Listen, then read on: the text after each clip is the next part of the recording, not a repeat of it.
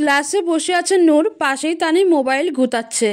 একটু আগেই professor class নিয়ে চলে গেছে। কিছু স্টুডেন্টই ক্লাসে বসে আছে আর কিছু বাইরে চলে গেছে। নূর অনেকক্ষণ যাবৎ একটা ম্যাথ নিয়ে বসে আছে, কিন্তু কিছুতেই বুঝতে পারছে না। একটু পর তানিকে জিজ্ঞেস করলো, এই তানি, তুই কি এই ম্যাথটা বুঝতে পেরেছিস? বুঝতে পারলে আমাকে একটু বল না। তানি একটা ক্যাবলা মার্কা হাসি দিয়ে বলল, নূর, এই দুনিয়াতে আর মানুষ পেলি না?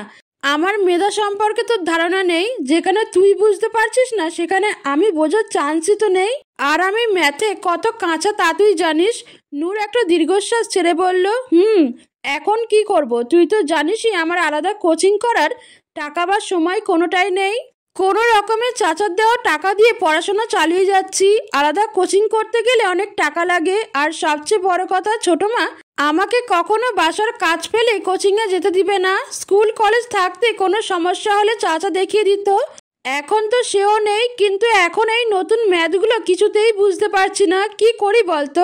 তানি একটু ভেবে বলল, আরে চিন্তা করিস না, যে কোনো একটা উপায় বের হবেই, দেখিস। তানি সামনের সিটে তাকিয়ে একটা ছেলেকে দেখতে পেল। তানি একটা রহস্যময় হাসি দিয়ে নূরকে বলল, এই নূর, সামনে তাকা, ওই ছেলেটাকে দেখ। নূর একবার ওদিকে তাকিয়ে আবার তানির দিকে তাকিয়ে বিরক্তির সুরে বলল, আমি আছি, আমার টেনশন, আর তুই ছেলে দেখে বেড়াচ্ছিস? আরে পুরো কথাটা তো শোন। শুনছি ওই ছেলেটা অনেক ব্রিলিয়ান্ট স্টুডেন্ট, কলেজে নাকি টপ করেছিল, বিশেষ করে ম্যাথ অনেক ভালো পারে। নূর ভ্রু কুঁচকে বলল, তো তো মানে আমরা ওই ছেলেটার কাছে যে যদি একটু হেল্প চাই, নিশ্চয়ই মানা করবে না? নূর বলল, কি বলছিস তুই? চিনি না জানি না এমন একটা ছেলের কাছে থেকে এভাবে হেল্প চাওয়া কেমন দেখায়? আর তুই তো জানিস এভাবে হুট করে কোনো অপরিচিত ছেলের সাথে কথা বলতে আমার অস্বস্তি লাগে। আরে টেনশন নিচ্ছিস কেন? আমি আছি তো, আমি কথা বলিয়ে দিব। আর আমরা তো ক্লাসমেটরা একজন আরেকজনের হেল্প করবে, এটাই তো স্বাভাবিক। এতে এত সংকোচের কি আছে? তুই চল তো। তানি নূরের হাত ধরে এক প্রকার টেনে নিয়ে গেল। ছেলেটার সামনে এসে দাঁড়ালো দুজন। হঠাৎ ওদের দুজনকে সামনে দেখে ছেলেটা হকচকিয়ে যায়। ওদের দিকে তাকিয়ে জিজ্ঞেস করে, ইয়েস, এনি প্রবলেম? কিছু বলবেন আপনারা? নূরের প্রচুর অস্বস্তি লাগছে। ও মাথা নিচু করে দাঁড়িয়ে আছে। তানি একটু মুচকি হেসে বলল, হ্যালো ভাইয়া, আমি তানি, আরও নূর। ও, আমি Jabin, nice to meet you. Tani একটু বিনয়ী সুরে নূরকে দেখিয়ে বলল, আসলে ভাইয়া ওর একটু হেল্প লাগতো, আপনি যদি কিছু মনে না করেন। ওকে, এই ম্যাথগুলো একটু বুঝিয়ে দিবেন প্লিজ? জাবিন একবার নূরের দিকে তাকিয়ে দেখলো, তারপর সৌজন্যমূলক হাসি দিয়ে বলল, ইয়া শিওর, ওয়াই নট? আমরা তো ক্লাসমেট, একজন আরেকজনের হেল্প করতেই পারি। দেখি দেখাও কোনটা বুঝতে পারছো না। তানি খুশি হয়ে নূরকে বলল, দেখেছিস, আমি বলেছিলাম না, ভাইয়া নিশ্চয়ই আমাদের হেল্প করবে। এখন ম্যাথগুলো দেখা উনাকে। নূর মাথা নাড়িয়ে সায় দিল, তারপর বইটা খুলে ম্যাথগুলো দেখালো জাবিনকে। জাবিন দেখে বলল, এখানে তো অনেকগুলো আছে, একটু সময় লাগবে। ক্লাসে তো আবার যে কোনো সময় প্রফেসর চলে আসতে পারে। তোমরা চাইলে আমরা লাইব্রেরিতে যেতে পারি, ওখানে আমাদের কেউ ডিস্টার্ব করবে না, ভালোভাবে বুঝাতে পারবো। আর তুমি চাইলে নোটও করে নিতে পারবে, কি বলো? তানি সাথে সাথে বলল, হ্যাঁ ঠিক আছে, এটাই ভালো হবে। কি বলিস নূর? নূর কি করবে বুঝতে পারছে না। ওর খুব অস্বস্তি লাগছে, কিন্তু কিছু করার নেই। ম্যাথগুলো বুঝতে হলে ওনার হেল্প নিতেই হবে, তাই ও রাজি হয়ে যায়। তারপর ওরা তিনজন বেরিয়ে যায় লাইব্রেরির দিকে। ক্লাসের বাইরে আসতেই তানির ফোনে আবিরের মেসেজ। তানি মুচকি হেসে নূরকে একটু সাইডে নিয়ে বলে, নূর শোন না, তুই জাবিনের সাথে যা, আমি একটু পরে আসছি। নূর হকচকিয়ে বলল, তুই এবার কোথায় যাচ্ছিস? আর আমি একা ওনার সাথে কিভাবে যাব? আসলে আবির আমাকে দেখা করতে ডেকেছে, তুই যা, আমি একটু পরেই চলে আসবো, ওকে? তানি আবার জাবিনের কাছে যেয়ে বলল, ভাইয়া আমার একটু কাজ আছে, আমি একটু পরেই আসছি, আপনারা ততক্ষণে লাইব্রেরিতে যেয়ে বসুন, ওকে? জাবিন বলল, ইয়া, ইটস টোটালি ফাইন, তুমি যাও, কাজ সেরে আসো। তানি চলে গেল। নূর অনিচ্ছা সত্ত্বেও জাবিনের সাথে গেল। জাবিন খুবই হাসি খুশি আর মিশুকে স্বভাবের। যেতে যেতে জাবিন নূরকে অনেক কথাই বলেছে আর হাসছে। নূরের বিরক্ত লাগলেও স্মিত হাসছে, না হলে আবার রুট দেখায় তাই। আদিত্য মাঠের একপাশে দাঁড়িয়ে আবির আর তাসিরের সাথে কথা বলছিল। আদিত্য কথা বলতে বলতে স্বাভাবিকভাবে মাথাটা এদিকে ওদিকে ঘুরিয়ে সামনে আনতে এক মুহূর্ত থেমে জট করে আবার সিঁড়ির দিকে তাকায়। আদিত্য ভ্রু কুঁচকে তাকিয়ে দেখে নূর একটা ছেলের সাথে হেঁটে যাচ্ছে। ছেলেটা কেমন বারবার নূরের দিকে তাকিয়ে হেসে হেসে কথা বলছে, আর নূরও তাতে সায় দিচ্ছে। মুহূর্তেই আদিত্যের মেজাজ কেমন গরম হয়ে গেল, চোয়াল শক্ত হয়ে এলো। আদিত্যের এমন এক্সপ্রেশন দেখে আবির আর তাসির অবাক হয়ে গেল। হঠাৎ ওর আবার কি হয়ে গেল? ওরা দুজনও আদিত্যের চোখ বরাবর তাকালো আর তাকিয়েই বুঝতে পারলো রাগের কারণ। আবির আর তাসির দুজনেই মুখ টেপে হাসছে। আদিত্য দাঁতে দাঁত চেপে বলল, তোরা থাক, আমি এক্ষুনি আসছি। কথাটা বলেই আদিত্য দ্রুত চলে গেল নূরের পিছে। আবির তাসিরকে বলল, বেচারা ছেলেটা, কি জানি আজকের পর আর বেঁচে থাকবে কিনা, কে জানে। বলেই আবিরের এক হাত দিয়ে তাসিরের এক হাতে তালি দেওয়ার মতো করে হাই ফাই দিয়ে দুজনেই হাসা শুরু করে দিল। নূর আর জাবিন লাইব্রেরির ভিতরে ঢুকে একটা খালি টেবিল থেকে বসার জন্য এগিয়ে যায়। জাবিন একটা চেয়ার টান দিয়ে নূরকে বসতে বলে। নূর বসার জন্য এগিয়ে যেতেই হঠাৎ ফ্লোরে থাকা কার্পেটের সাথে পা আটকে পড়ে যেতে নেয় নূর। পড়ে যাওয়ার আগেই জাবিন নূরের দু বাহু ধরে পড়ে যাওয়া আটকায়। নূর ভয়ে চোখ মুখ খিচে বন্ধ করে নেয়। ঠিক সেই মুহূর্তে আদিত্য চলে আসে। নূর আর জাবিনকে ওই অবস্থায় দেখে আদিত্যর সারা শরীরে রক্ত টক বগিয়ে ওঠে। রাগের সপ্তম সীমায় পৌঁছে যায়। চোখ দুটো লাল বর্ণ ধারণ করে, হাত দুটো শক্ত করে মুষ্টিবদ্ধ করে নেয়। দাঁতে দাঁত চেপে বজ্র কণ্ঠে বলে ওঠে, কি হচ্ছে এখানে? আদিত্যের কথায় নূর এক ঝটকায় চোখ খুলে সামনে তাকিয়ে দেখে জাবিন ওকে ধরে আছে। নূর ছিটকে সরে আসে জাবিনের কাছ থেকে। তারপর আদিত্যের দিকে তাকিয়ে নূর আটকে ওঠে। আদিত্যের এমন ভয়ঙ্কর রক্তিম চোখ দেখে নূরের অন্তরাত্মা কেঁপে ওঠে। আদিত্যের হঠাৎ এত রাগের কারণ কি নূর ভেবে পাচ্ছে না। আদিত্যের এমন রাগ দেখে লাইব্রেরিতে যারা যারা ছিল সবাই ধীরে ধীরে বেরিয়ে যায়। বেচারা জাবিনও ভয়ে শেষ। আদিত্যকে ও চেনে আর ওর রাগ সম্পর্কেও শুনেছে। আদিত্য ওদের আরো কাছে এসে দাঁড়ালো।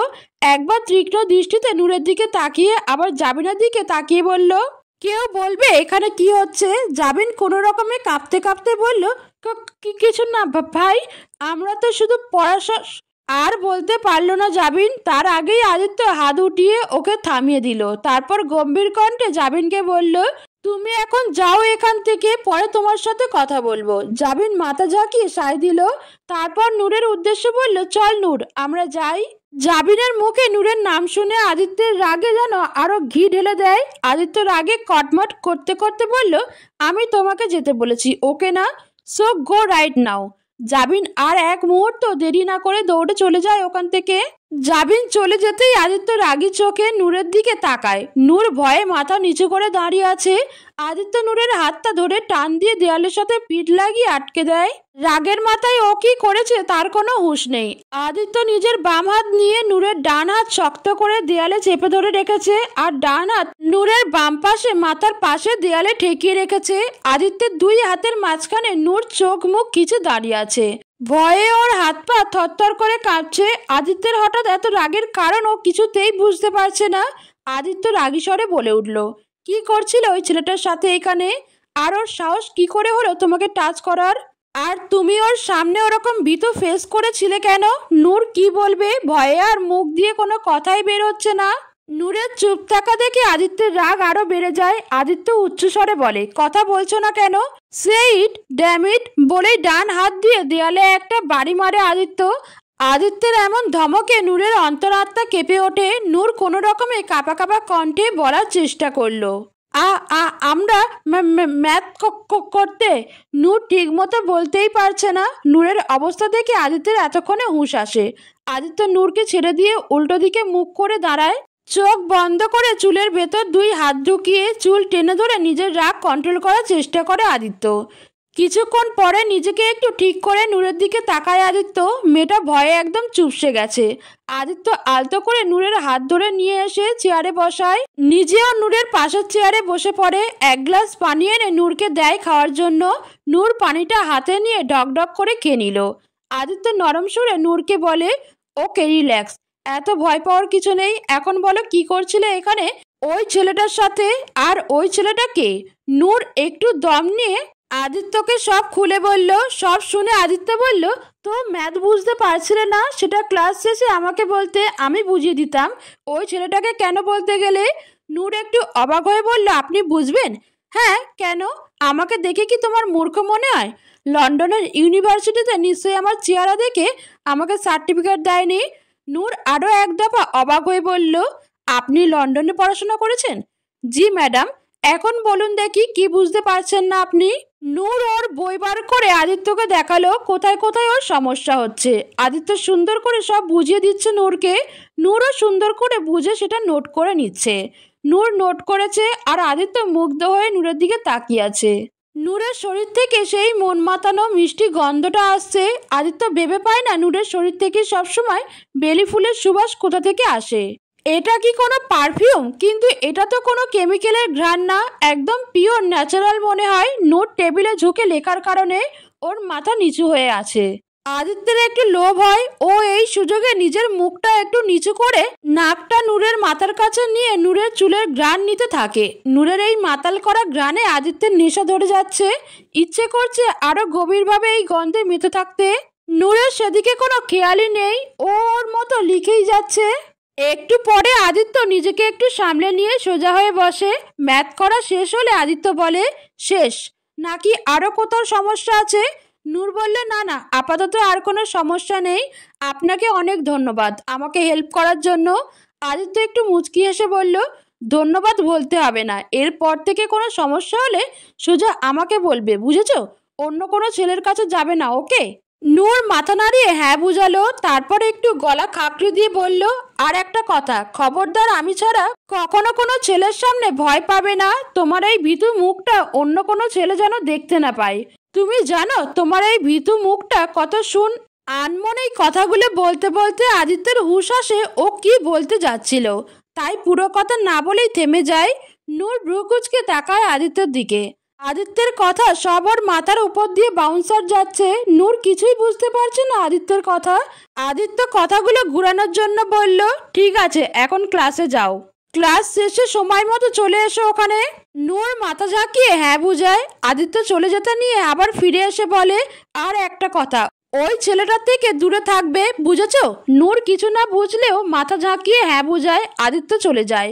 নূর বসে ভাবে, ওনার আজ কি হয়েছে, কেমন অদ্ভুত বিহেভ করছে। তারপর নূরও উঠে ক্লাসে চলে গেল।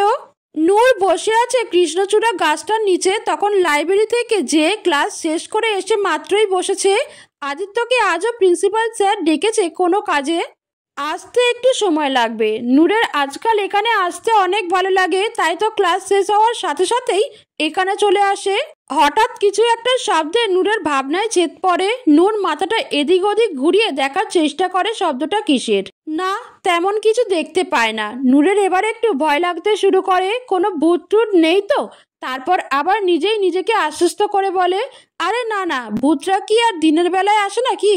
তুই শুধু শুধু ভয় পাচ্ছিস নূর। হঠাৎ নূর সামনে একটা গাছের আড়ালে সাদা সাদা কি যেন দেখতে পেল। নূর ভয় পেলেও মনে একটু সাহস নিয়ে এগিয়ে গেল দেখার জন্য কি আছে ওখানে।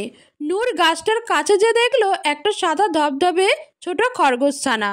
মুহূর্তেই নূরের সব ভয় চলে গেল, চোখে মুখে বিস্ময় আর খুশি চলে এলো। নূর নিচু হয়ে বসে ছানাটাকে হাতে তুলে নিল। ইস, কি সুন্দর আর মোলায়েম দেখতে, নিশ্চয়ই মা বাবার কাছ থেকে হারিয়ে গিয়েছে। নূর ছানাটার গায়ে হাত বুলিয়ে দিতে দিতে ওর সাথে একা একাই কথা বলছে। আদিত্য তাড়াতাড়ি করে আসছে নূরের কাছে। আজও লেট হয়ে গেছে। বেঞ্চের কাছে আসতেই আদিত্য চমকে যায়, নূর সেখানে নেই। আদিত্য ভাবছে নূর কি তাহলে চলে গেছে, কিন্তু তাসির তো আমাকে কিছু বলল না। হঠাৎ আদিত্যের নজর যায় সামনের গাছটার পেছনে।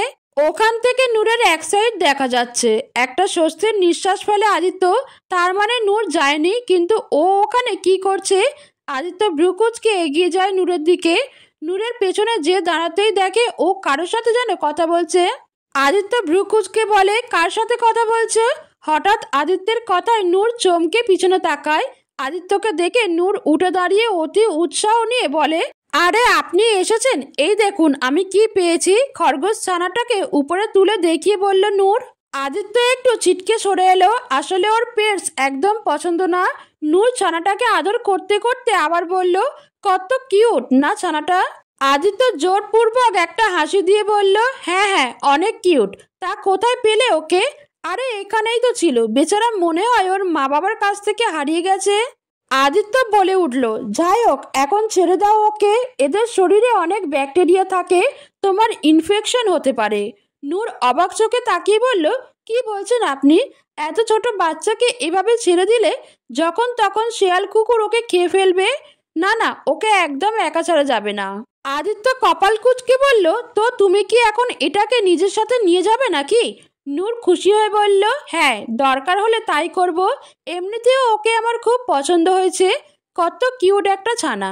আদিত্যের এখন বিরক্ত লাগছে, এত কিউট কিউট করার কি আছে? একটা ছানাই তো, তাকে আবার এত আদর করার কি আছে? নিজের ভাবনার উপর নিজেই অবাক আদিত্য। ওর কি এখন এই ছানাটার উপর হিংসে হচ্ছে? Like seriously? হঠাৎ নূরের খুশি মুখটা চুপসে গেল, ওর বাস্তবতার কথা মনে পড়ে গেল। নূরের ছোট মা কখনো এই ছানাকে বাসায় রাখতে দিবে না, ভাবতেই নূরের মনটা খারাপ হয়ে গেল। এখন কি করবে ও? আর এই ছানাটার বা কি হবে? এইসব ভাবতে ভাবতেই নূর মুখটা ছোট করে ছানাটাকে নিয়ে বেঞ্চে এসে বসলো। আদিত্য ভ্রু কুঁচকে তাকালে নূরের দিকে। এই মাত্রই এত খুশি ছিল, হঠাৎ কি হয়ে গেল মেয়েটার? ভাবতে ভাবতে আদিত্য নূরের পাশে যেয়ে বসে নূরকে জিজ্ঞেস করলো, কি হয়েছে, মন খারাপ করলে কেন? নূর কি বলবে বুঝতে পারছে না। সত্যিটা তো আর ওনাকে বলা যাবে না। নূর অসহায়ভাবে বলল, আসলে আমার ফ্যামিলিতে এসব কেউ পছন্দ করে না, তাই ওকে রাখতে দিবে না। এখন ওর কি হবে? নূরের এমন মন খারাপ হওয়া দেখে আদিত্যের একটুও ভালো লাগে না। একটু আগেই কত খুশি মেয়েটা, আর এখন মন খারাপ করে আছে। আদিত্য নূরকে সান্ত্বনা দেওয়ার জন্য বলল, আরে মন খারাপ করো না, আমরা অন্য কোনো উপায় বের করব, তুমি চিন্তা করো না। নূর কিছু একটা ভেবে ফট করে বলে উঠল, আপনি ওকে রাখবেন প্লিজ? আদিত্য অবাক হয়ে নূরের দিকে বড় বড় করে চেয়ে বলল, আমি? হ্যাঁ আপনি। আমি রাখতে পারবো না, কিন্তু আপনি তো রাখতে পারবেন, তাই না? আপনার কি কোনো সমস্যা হবে ওকে রাখলে? প্লিজ রাখুন না। আদিত্য পড়েছে বিপাকে। ও কি বলবে এখন নিজেই বুঝতে পারছে না। এসব পেটস ওর কাছে ইরিটেটিং লাগে, কিন্তু এই মুহূর্তে না বললেও আবার নূরের মনটা খারাপ হয়ে যাবে। নূর অধীর আগ্রহে চেয়ে আছে আদিত্যের জবাবের আশায়। নূরের এমন চাহনি দেখে আদিত্যের না করার সাহস হয় না, ও রাজি হয়ে যায়। ঠিক আছে, আমার কাছেই রাখবো। নূর অনেক খুশি হয়ে যায়, একরাশ হাসি নিয়ে আদিত্যকে বলে, থ্যাংক ইউ সো মাচ, আপনি সত্যিই অনেক ভালো। নূরের এমন খুশি দেখে আদিত্যের মন প্রাণ জুড়িয়ে যায়। ওর মনে হচ্ছে এই মেয়েটার খুশির জন্য ও নিজের জীবনও দিয়ে দিতে পারবে। নূরের কথায় আদিত্য ভাবনা থেকে বের হয়, তাহলে ও এখন থেকে আপনার কাছেই থাকবে? আপনি ওর একটু দেখাশোনা করেন, মাঝে মাঝে আমাকে একটু ওর ছবি তুলে দেখায়েন, তাহলেই হবে। আদিত্য ভাবছে, কি দিন এসে গেল, এখন আমাকে একটা খরগোশছানা দেখাশোনা করতে হবে? ব্যাস, এটাই বাদ ছিল। আদিত্যের ভাবনার মাঝে নূর আবারও বলে উঠল, তাহলে নিন, ওকে ধরুন। আদিত্য হ্যাঁ তো বলে দিয়েছে, এখন এটাকে ধরবে কিভাবে? কিছু একটা ভেবে আদিত্য বলল, 1 মিনিট দাঁড়াও। তারপরে পকেট থেকে একটা টিস্যু বের করে সেটা দিয়ে আদিত্য ছানাটাকে ধরে কোনো রকমে হাতের উপরে নিল। তারপর জোরপূর্বক একটা হাসি দিয়ে বলল, এই যে নিলাম, এখন খুশি তো? এখন পটাপট তোমার কাজটা করে ফেলো। নূর চুমু দিয়ে দেয়। আজকে চুমুটাও খুশি হয়ে দেয়। আদিত্য সেটা বুঝতে পেরে নিজেও খুশি হয়ে যায়। রোজকার মতোই নূর চুমু দিয়েই চলে যায়। আদিত্য ওখান থেকে বেরিয়ে আসতেই তাসির আর আবিরের সামনে পড়ে। আদিত্যের হাতে খরগোশের ছানা দেখি ওরা দুজনেই চরম অবাক হয়। আবির ব্রু কুঁচকে আদিত্যকে বলল, ভাই তুই এটা কোথায় পেলি? আর তুই তো এসব পছন্দই করিস না, এমনকি আমাদেরও কখনো পেটস আনতে দিস না, আর আজ নিজেই নিয়ে ঘুরছিস। This is not fair. হা! আদিত্য বিরক্ত হয়ে বলল, এই তুই থামবি? এত কথা কিভাবে বলতে পারিস তুই? তাসির বলে উঠল, ও তো ঠিকই বলেছে আদি। আর তুই এটা কোথায় পেলি? আদিত্য একটু ঘাড় এদিক ওদিক ঘুরিয়ে গলা খাকড়ি দিয়ে আমতা আমতা করে ওদের সবটা বলল। সব কথা শুনে আবির আর তাসির কতক্ষণ একজন আরেকজনের দিকে তাকিয়ে থাকলো। তারপর হঠাৎ দুজন অট্টহাসিতে ফেটে পড়ল। আদিত্য ধমক দিয়ে বলল, শাট আপ, এখানে এতটাই হাসির কি হলো? আবির কোনো রকমে হাসি থামিয়ে তাসিরকে বলল, ইয়ার আমার না একটা কবিতা মনে পড়ছে, শুনবি? তাসিরও দুষ্টু হেসে বলল, জি জি অবশ্যই, বলুন বলুন। জানি না তোর প্রেমে আমার একই হলো হাল, কখনো মালি কখনো টিচার কখনো হলাম রাখাল। তাসির নিজেই ডান হাত মুখের সামনে নিয়ে বলল, ওয়াও ওয়াও ওয়াও, একদম বাথরুম লেভেলের। আমার পক্ষ থেকে তোর জন্য একটা বদনা অ্যাওয়ার্ড। শুক্রিয়া দোস্ত, একমাত্র তুই বুঝলি আমার ট্যালেন্ট। এদের কাণ্ড দেখে আদিত্য বিরক্তির চরম পর্যায়ে। ও ভেবে পায় না এরা এত ড্রামা কিভাবে করতে পারে। আদিত্য গম্ভীর কণ্ঠে বলল, তোরা কি আজ বাসায় যেতে চাস নাকি হসপিটালে? আদিত্যের গম্ভীর কণ্ঠের আলটিমেটাম শুনে ওরা দুজন সুরসুর করে চলে যায়। বিকাল 5টা, নূর খাটে বসে একটু বই নিয়ে দেখছিল। হঠাৎ এমন সময় রবি কোথাও হনন করে এসে নূরের পাশে খাটে বসে পড়ল। নূর চেয়ে দেখল রবি মুখ ফুলিয়ে বসে আছে, চোখে মুখে কেমন রাগ ফুটে উঠেছে। নূর ভ্রুকুচকে বলল, কি হয়েছে ভাই, এমন গাল ফুলিয়ে রেখেছিস কেন? রবি বলল, কারণ আমি রেগে আছি। ওর সাহস কি করে হলো? কার সাহস কি করে হলো? কার কথা বলছিস তুই? কার কথা আবার? ওই নিনার কথা বলছি। কেন? ও আবার কি করলো? ও না তোর বয়ফ্রেন্ড? ফ্রেন্ড না, বলো গার্লফ্রেন্ড। আর ও কি করছে জানো? আমি মানা করার পরেও ও দীপুর সাথে খেলছে, আবার ওর দেওয়া চকলেটও খেয়েছে। তাতে কি হয়েছে? একসাথে পড়াশোনা করলে সবার সাথেই মিশে থাকতে হয়, এতে এত রাগ করার কি আছে? নূরের কথা শুনে রবি নূরের দিকে এমন ভাবে তাকালো যেন নূর বিরাট একটা ভুল কথা বলে ফেলেছে, যেন এমন কথা নূরের কাছ থেকে একদমই আশা করেনি সে। রবি অবাক হয়ে নূরকে বলল, কি বলছো এসব আপু? ও সবার সাথে কেন মিশবে? আমার গার্লফ্রেন্ড শুধু আমার সাথে মিশবে? হ্যাঁ, চাইলে মেয়েদের সাথে মিশতে পারে, কিন্তু ছেলেদের সাথে কেন মিশবে? এটা আমি কখনোই মানব না। নূর রবির কথা কিছুই বুঝলো না। ও জিজ্ঞাসু দৃষ্টিতে তাকিয়ে বলল, মানে কি বলছিস তুই? আমি কিছুই বুঝতে পারছি না। উফ আপু, তুমি না আসলেই একটা বোকা, কিছুই বোঝো না। একটা ছেলে যখন একটা মেয়েকে পছন্দ করে, তখন সেই ছেলেটা কখনোই এই মেয়েটার জন্য অন্য কোনো ছেলের সাথে মেলামেশা পছন্দ করে না। নূর একটু কৌতূহল নিয়ে বলল, সত্যি? রবিও একটু ভাব নিয়ে বলল, অবশ্যই। আর এটা শুধু ছেলেদের ক্ষেত্রে না, মেয়েদের ক্ষেত্রেও হয়। এটাকে বলে জেলাসি, হিংসা, রাগ, একদম জ্বলে পুড়ে যাওয়া অবস্থা। নূর খুব মনোযোগ দিয়ে রবির কথা শুনছে, মনে হচ্ছে রবি কোনো বিজ্ঞ জ্ঞানী ব্যক্তি আর নূর তার শিষ্য, যে তার গুরুর কথা একদম মন লাগিয়ে শুনছে। কিছুক্ষণ পর রবি চলে গেল। নূর বসে বসে ভাবছে, আজ ভার্সিটিতে আদিত্যও তো এমন রেগে গিয়েছিল। তাহলে কি উনি আমাকে ওই ছেলেটার সাথে দেখে রেগে গিয়েছিল? তার মানে কি উনি আমাকে, না না, কি ভাবছি আমি এসব? উনি কিভাবে আমাকে পছন্দ করতে পারে? কিন্তু রবি যে বলল, দূর, আমি একটু বেশি ভাবছি। এই রবিটাও না আমার মাথায় কিসব উল্টোপাল্টা জিনিস ঢুকিয়ে দিয়ে গেল। রাত 9টা, আদিত্য খরগোশ ছানার জন্য একটা বাস্কেট নিয়ে এসেছে। বাস্কেটের ভেতর ছোট গদি পেরে ছানার জন্য সুন্দর বিছানা বানিয়ে দিয়েছে। আদিত্য কোনো রিস্ক নিতে চায় না, তাই বিকালেই পশু ডাক্তারের কাছে নিয়ে যে ছানাকে টিকা দিয়ে নিয়ে এসেছে। বাসায় এসে আগে ভালো করে শ্যাম্পু দিয়ে গোসল করিয়েছে ছানাকে, তারপর খাবার খাইয়ে গদি বিছানো বাস্কেটে শুয়ে দিয়েছে। আদিত্য আজ পর্যন্ত এত এফার্ট ওর বড় কোনো বিজনেস ডিলেও করেনি। আদিত্য ছানার দিকে তাকিয়ে বলল, তুই কত বড় ভিআইপি পার্সন জানিস? স্বয়ং সাদমান শাহরিয়ার আদিত্য তোর সেবা করছে, আর কি লাগে তোর? তারপর মুচকি হেসে শুয়ে পড়ে। রোজকার মতো নূরের চেহারা দেখতে দেখতে ঘুমিয়ে পড়ে। নূর বিছানায় শুয়ে শুয়ে রবির কথাগুলো ভাবছে।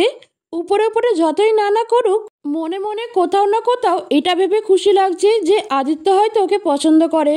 সকালবেলা নূর সব কাজ শেষ করে ভার্সিটির জন্য রেডি হচ্ছে। আজ হঠাৎ নূরের একটু সাজতে ইচ্ছে করে। তানি নূরকে সাজগোজের অনেক জিনিস মাঝে মধ্যেই কিনে দেয়। নূর মানা করলেও শোনে না, জোর করেই কিনে দেয়। কিন্তু নূর এগুলো কখনোই ব্যবহার করেনি। আসলে তেমন কোনো সুযোগই হয়নি।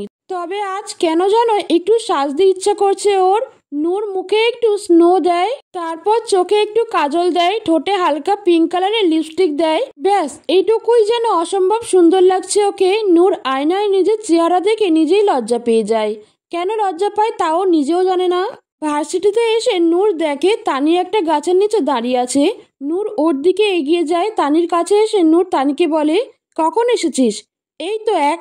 তানি আর কিছু বলতে পারে না। নূরের দিকে তাকিয়ে ও হাঁ হয়ে যায়। নূর ভ্রু কুঁচকে বলল, কি রে, কথা বলছিস না কেন? এমন হাঁ করে আছিস কেন? তানি বিস্ময় নিয়ে বলল, আফা, আপনি কেডা? আপনারা তো চিনবার পারলাম না। আমাগো নূর কই গেল গা? নূর একটু বিরক্ত হয়ে বলল, এই কি বলছিস এসব? পাগল হয়ে গেছিস? তানি দুষ্টু এসে চোখ টিপ দিয়ে বলল, জানে মন, পাগল আমি না। পাগল তো আজকে অন্য কেউ হবে মনে হচ্ছে। যা লাগছে তোকে একদম ফাটাফাটি। নূর লজ্জা পেয়ে গেল, মাথাটা এদিক ওদিক ঘুরিয়ে বলল, এমন কিছুই না, তুই একটু বেশি বেশি বলছিস। সামান্য একটু কাজল আর লিপস্টিক তো দিয়েছি, আর এমন কি? সময় হলেই বুঝবি বেশি বলছি না কম বলছি। আচ্ছা হয়েছে, এখন চল ক্লাসে যাই। চল। দেখিস আজ ক্লাসের সব ছেলেরা তোর দিকে কেমন তাকিয়ে থাকে। নূর হালকা রাগ দেখিয়ে বলল, থামবি তুই? চল এখন। নূর তানির হাত ধরে নিয়ে ক্লাসে যায়। নূর ক্লাস শেষে ওদের দেখা করার জায়গায় এসেছে। নূর পেছন থেকে দেখতে পাচ্ছে আদিত্য বেঞ্চের উপর বসে আছে। নূরের বুকের ভেতর হঠাৎ ধুকপুক করছে, হার্টবিট অনেক জোরে জোরে চলছে। নূর লম্বা একটা নিঃশ্বাস নিয়ে ধীরে ধীরে এগিয়ে গেল। আদিত্য বসে ফোনে কি যেন করছিল। নূর এসে দাঁড়াতেই আদিত্য বুঝতে পারে নূর এসেছে। ও ফোনের দিকে তাকিয়েই বলল, বসো। নূর আস্তে করে বসে পড়ল। আদিত্য ফোনটা রেখে বলল, কেমন আর বলতে পারল না আদিত্য। নূরের দিকে তাকাতেই ও থমকে গেল। চারপাশ সব শূন্য হয়ে গেল। হার্টবিট প্রচন্ড গতিতে বাড়তে শুরু করে দিল। হাঁ করে চেয়ে রইল নূরের দিকে। এই অতি সামান্য সাজেও কাউকে এত সুন্দর কিভাবে লাগতে পারে? আদিত্যকে এভাবে তাকিয়ে দেখে নূর লজ্জায় লাল হয়ে গেল। ওড়নার কোনা ধরে আঙুল দিয়ে পেঁচাতে লাগলো আর এদিক ওদিক তাকাতে লাগলো। নূরের লজ্জায় লাল আভা ছড়ানো মুখটা যেন আরো সৌন্দর্য হাজার গুণ বাড়িয়ে দিয়েছে। আদিত্য তাকিয়ে আছে তো আছেই, আর কোনো হুঁশ জ্ঞান নেই। নূরের ডাগর ডাগর চোখে কাজল দেওয়াতে চোখ দুটো আরো অপূর্ব লাগছে। হঠাৎ করে আদিত্যের চোখ গেল নূরের ঠোঁটের দিকে। পিঙ্ক কালারের লিপস্টিক দেওয়া ঠোঁট দুটো দেখে আদিত্যের সারা শরীরে কারেন্ট বয়ে গেল। গলা কেমন শুকিয়ে যাচ্ছে। শুকনো ঢোক গিলল আদিত্য। প্রচুর গরম লাগছে ওর, শরীর দিয়ে ঘাম বেরোচ্ছে। আদিত্য এখনো নূরের ঠোঁটের দিকে তাকিয়ে আছে। ওর তীব্র ইচ্ছা জাগছে নূরের ওই পিঙ্ক রসালো ঠোঁট দুটো ছুঁয়ে দেওয়ার। না, আর পাচ্ছে না আদিত্য। এক ঝটকায় অন্যদিকে তাকিয়ে চোখ বন্ধ করে নিল আদিত্য। হাত দুটো শক্ত করে মুঠো করে নিয়ে নিজেকে অনেক কষ্টে নিজেকে নিয়ন্ত্রণ করার চেষ্টা করছে। আদিত্য চোখ বন্ধ করা অবস্থাতেই নূরকে বলল, চুমু দিয়ে চলে যাও তুমি। নূর একটু অবাক হলো, এমন করে চোখ বন্ধ করে কথা বলছেন কেন উনি? নূরের কেন যেন হালকা মন খারাপও হলো। নূর চুমু দিয়ে চলে যাওয়ার জন্য দাঁড়াতেই আদিত্য খপ করে নূরের হাতটা ধরে ফেলে। নূর ভীষণ লজ্জায় পড়ে যায়। নূর লজ্জায় আর আদিত্যের দিকে তাকায় না, উল্টো দিকেই ঘুরে দাঁড়িয়ে থাকে। আদিত্য নূরের হাত ধরে থেকে বলে, আর কখনো আমার সামনে ঠোঁটে লিপস্টিক দিয়ে আসবে না। নিজেকে কন্ট্রোল করতে পারবো না, কোনো ভুল করে বসবো। কথাটা বলেই আদিত্য নূরের হাত ছেড়ে দেয়। নূর লজ্জায় আর এক মুহূর্ত দাঁড়াতে পারে না ওখানে, দৌড়ে চলে আসে ওখান থেকে। আদিত্য ঠোঁট কামড়ে হাসে। গালে হাত দিয়ে একটু মুছে নিয়ে হাতটা সামনে আনে আদিত্য। দেখে ওর আঙুলের সাথে নূরের লিপস্টিক লেগে আছে। আদিত্য আঙুল নিয়ে নিজের ঠোঁটের ওপর রাখে, তারপর নূরের লিপস্টিকের ওপর চুমু খায়। তারপর বিড়বিড় করে বলে, পাগল করে দিবে তুমি আমায় নূর পাখি।